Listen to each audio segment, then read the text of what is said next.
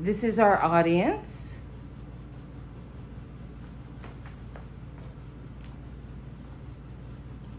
As Team USA headed into the Women's World Cup this year in New Zealand, they were looking to make history. Being the first team, man or woman, to win 3 consecutive World Cups, it didn't happen. The team ended up losing to Sweden in the 16th round.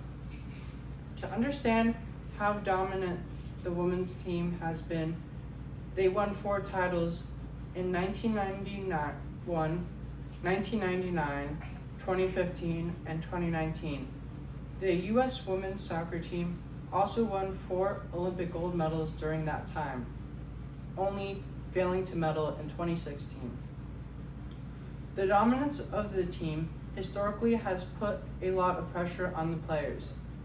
The team is varied in terms of age and experience, with this year's captain Megan Rapinoe being 38. On the other end of the spectrum, Sophia Smith is only 22. As the Cup is played once every 4 years, some of the U.S. team players have no prior World Cup experience. The World Cup already comes with a lot of scrutiny and international media interest. Team USA this year has shouldered expectations from the fans, the media, and their teammates. To add to that, the pressure being put on star Megan Rapinoe as she is retiring this year. All this pressure impacted the team.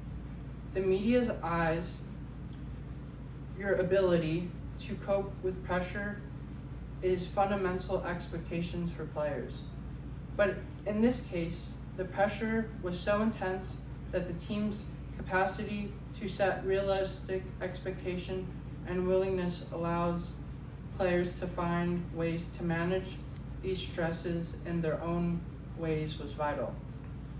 The issue here is how a coach, the players, and the league work together to help manage the problem of past success and not set unrealistic expectations that may lead to failure on the part of some players to execute, and also lead to inappropriate criticism when inevitably they do occasionally lose. This lowering of expectations and strategy of support is the collective responsibility of all those who love the game, including fans and to a lesser extent the media.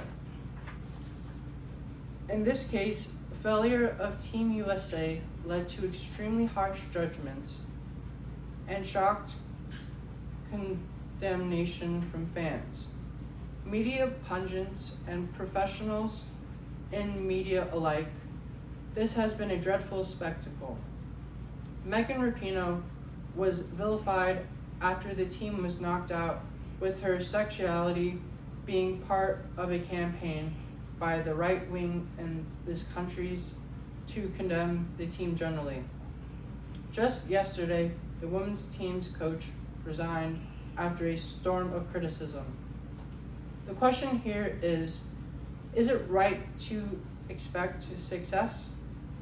We hope for success and understand that history is not a guarantee of what will happen in the future. Just making it into the tournament for some teams for the first time, like Haiti, Portugal, and Zimbabwe.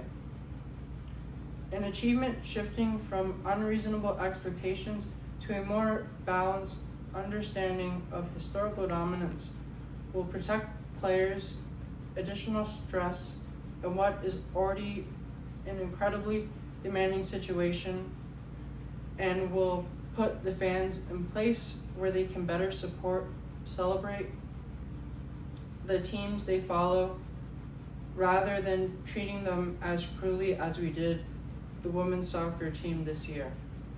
A legacy of winning should be part of something a team can build upon, not way that ultimately puts them at risk of being condemned for not living up to the achievements and their predecessors. I'd like to end this speech by celebrating their achievement. To this point, the World Cup is an event meant to be enjoyed by fans around the world, regardless of who wins. Hopefully, we will take that lesson to heart this year after the dust settles. No, you have to come. Hi, audience. All right.